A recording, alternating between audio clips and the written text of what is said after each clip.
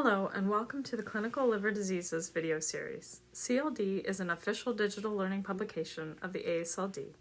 I'm Ashina Singh, a gastroenterologist and transplant hepatologist at Henry Ford Hospital and the author of Telemedicine Workflow and Platform Options, What Would Work Well for Your Practice.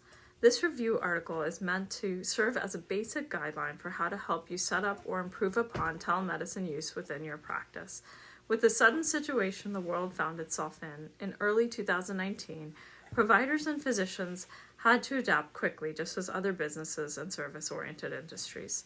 We have risen to the occasion and have innovated. The platforms I describe in the review article are some of the commonly used ones amongst providers. I am hopeful you can find one that best suits the needs of your practice. One of the questions I often get asked about is how I feel I can still provide a physical examination. When it comes to telehepatology, much of what I need to observe and examine, I can do over the camera screen. Gauging scleral icterus simply takes the patient needing to zoom in on their eyes and gazing upwards. I have been able to diagnose tense ascites, examine pitting lower extremity edema, and even appreciate asterexis and palmar erythema over the virtual platform.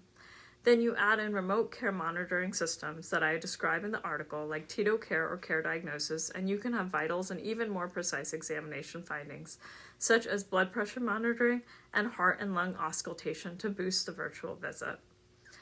Another question I am often asked is, who are the patients that might benefit most from telemedicine? I think those patients who are busy and have trouble taking time off work benefit from the use of this virtual technology. I have several patients who take their lunch break for my appointments and are in their closed office or in their cars to conduct the visit.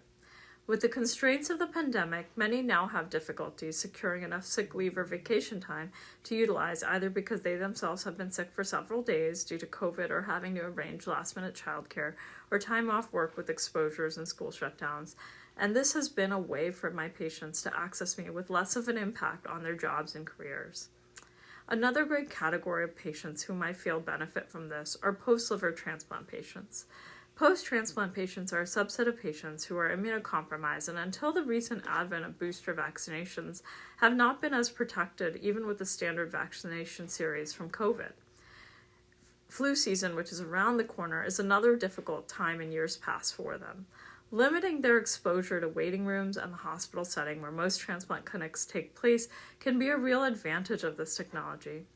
Additionally, by virtue of transplantation centers being limited resources, several of the patients we see come from faraway distances and sometimes even other states.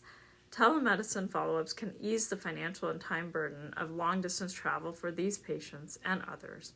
And finally, to end with a question that I am often confronted with since the widespread utilization of telemedicine, whether I see telemedicine continuing to be employed after the COVID-19 pandemic health emergency is over. Yes, absolutely. I think consumers or patients will be the main driving force for this. I'm hopeful that CMS and Medicare will lift the traditional restrictions that were placed on telemedicine prior to the pandemic health emergency, and that they will allow us to continue to utilize telemedicine in a hybrid fashion within the ambulatory care setting. Reimbursement and issues of interstate licensing will need to be clarified and addressed properly, but my hope is that this will continue in its more liberalized form beyond January 2022. I think as providers, we can also help to ensure this will be an option and an opportunity available to our practices by advocating to Congress as to how telemedicine can truly help us to increase access and unmet needs for those we serve. On behalf of all of us on the CLD team, I hope you found this additional commentary about telemedicine platforms and workflows useful. For more information about telemedicine and telehepatology in particular, please visit us at www.cldlearning.com. Thank you for watching.